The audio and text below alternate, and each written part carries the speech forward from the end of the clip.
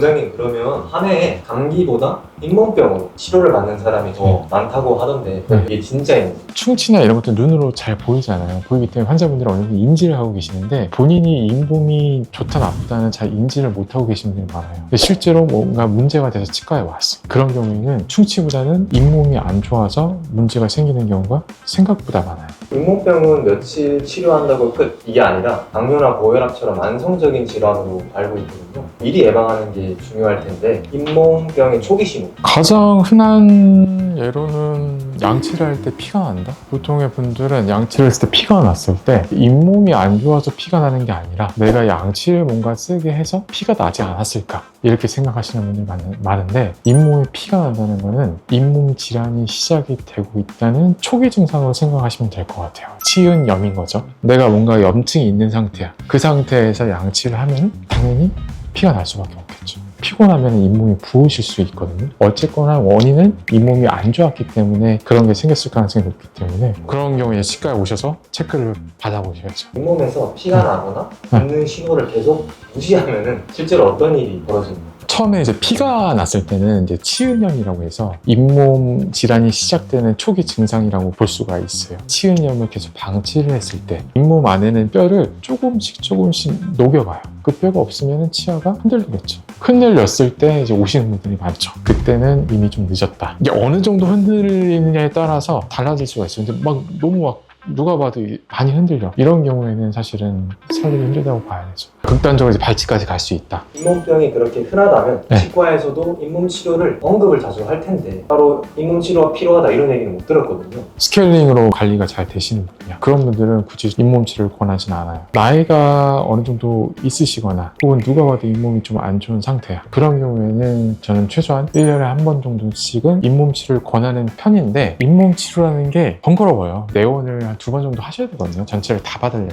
그리고 이 잇몸 치료는 마취를 해야 되기 때문에 통증이 있을 수 있겠죠. 스캐닝 한번 받고 나서 치아 실행 경험이 있으신 분들 분명히 있을 거예요. 잇몸 치료는 어떻게 보면 딥한 스캐닝이거든요. 당연히 수로 통증이 조금 더 있을 수밖에 없겠죠. 그리고 사실은 이제 잇몸 치료라는 게 매출을 생각을 했을 때는 크게 도움이 되는 치료는 아니에요. 그런 여러 가지 이유들 때문에 아무래도 좀 적극적으로 권하지 않는 경우가 있지 않나. 그래도 잇몸 치료 필요한 경우에는 해야죠. 스케일링과 잇몸 치료가 구체적으로 어떻게 다른지. 간단한 비유를 들자면은 바닥에 이렇게 보이는 먼지들 있잖아요. 이런 걸 청소하는 걸 스케일링과 비유를 든다면은 특히 소파 밑에도 얼마나 먼지들이 많겠어요. 그런 것들을 제거하는 작업을 이제 잇몸 치료로 생각을 하시면 될 것 같아요. 그러니까 잇몸 안에 숨어있는 치석을 제거하는 작업이라고 생각하시면 될 것 같아요. 음식을 먹었을 때 치아 사이에 음식물들이 끼잖아요. 그게 이제 치태가 돼요. 그 치태가 이제 몇십 시간이 지나면은 치석처럼 단단한 돌멩이로 변하거든요. 이런 경우에는 스케일링을 당연히 받으셔야 돼요.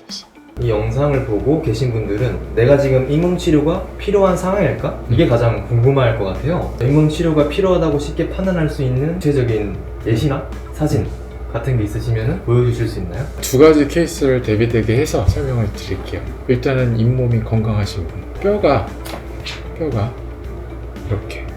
이렇게 보이세요? 치아를 둘러싸고 있는 뼈 상태인 거고요. 뼈 상태가 치아 뿌리를 잘 잡고 있으면 있을수록 잇몸은 건강하다고 보면 돼요. 나이가 들면 들수록 관리가 안 되면 안 될수록 잇몸 뼈는 조금씩 이렇게 밑으로 내려오게 되어 있어요. 당연히 잇몸뼈가 내려오면은 잇몸도 같이 내려오겠죠. 잇몸이 내려가다 보면은 음식물이 잘 낄 수밖에 없겠죠. 이건 다른 환자분 사례거든요. 뼈가 이렇게 올라와 있다가 이거 푹 꺼져 있는 거 보이시죠? 치아 뿌리를 잡아주고 있는 뼈가 많이 없겠죠. 그러다 보면은 치아가 좀 흔들릴 수도 있는 거고요. 이런 데보이들은 아무래도 이제 공간이 넓어질 수밖에 없기 때문에 음식물도 잘 끼고 잇몸의 염증도 그만큼 잘 생길 수밖에 없겠죠. 만약 잇몸 관리가 잘 안 된다, 뼈가 계속 이렇게 내려간다고 생각을 해보세요. 뿌리를 잡아주는 뼈가 없어. 그럼 당연히 치아가 흔들리겠죠. 그러면서 이제 발치 과정 넘어가게 되거든요. 잇몸이 엄청 예민한 부위잖아요. 잇몸 치료를 한다고 하면 엄청 아플 것 같아요. 통증이 어느 정도일까요?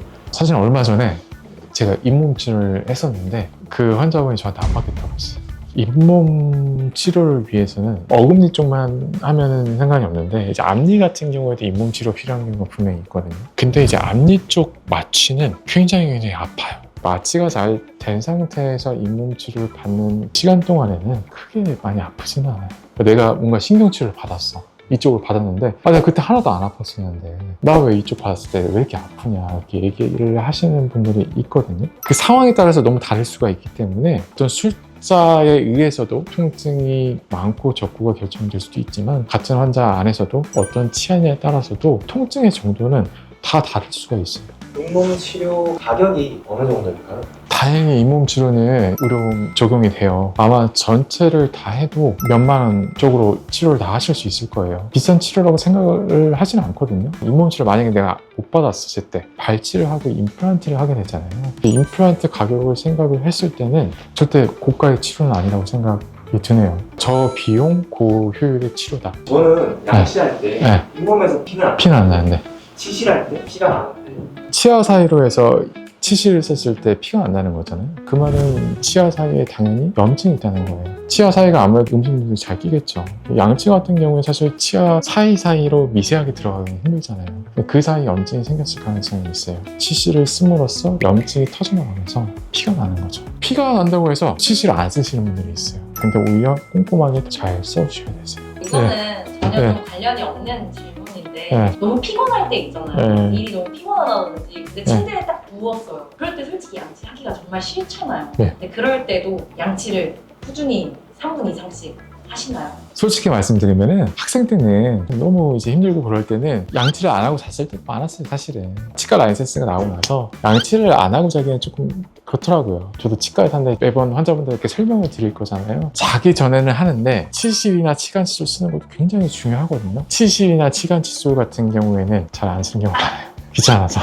잇몸 중요성에 대해서 인지를 하고 계신 분들이 굉장히 드문 것 같아요. 충치만큼 중요한 게 잇몸이거든요. 잇몸 관리를 잘 해야지 충치도 안 생길 수 있어요. 양치 잘 하시고요. 치실이나 치간칫솔 같은 거 잘 써주시고요. 6개월에 한 번씩 꼭 치과에 오셔서 검진 받으시고요. 잇몸 치료도 필요하면 꼭 하실 수 있었으면 좋겠어요. 이번 영상이 좀 많이 도움이 되셨으면 좋겠어요. 잇몸 건강 관리 잘 해주시고요. 이상 치과의사 윤영준이었습니다. 감사합니다.